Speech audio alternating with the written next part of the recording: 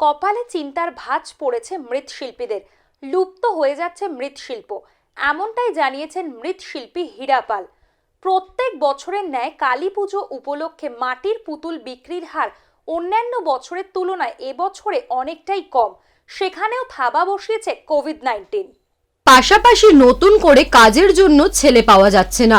এই কাজের জন্য তেমন করে কোনো লাভের মুখ দেখতে পাচ্ছে না শিল্পীরা, তাই নতুন করে আর এই কাজ কেউ শিখতে চায় না।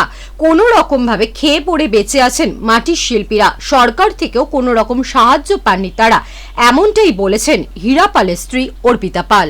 প্রফিট বলতে কিছু হয় না সেরকম, তবে ওই খাওয়া পড়াটাই হয়ে যায়।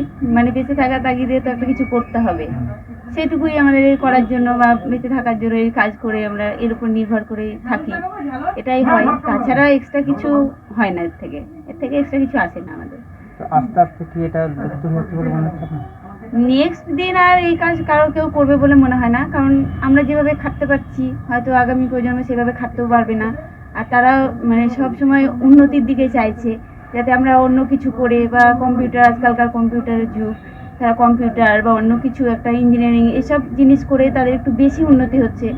আগামী দিন আপনার দীপাবলি মানে কালী পুজো আছে, এই কালী পুজোতে আমাদের মানে বিগত অনেক দিন ধরেই দেখে আসছি যে এরকমই কাজ হয়। তো আমরা কালী পুজোতে লাগে এগুলো, কালী পুজোতে সবাই ঘর সাজায় বা একটা পুজো করে, সেই জন্যই আমাদের এটা বানানো। আচ্ছা, বলছি কোনো কাজকর্ম ছিল না, একদমই বন্ধ ছিল।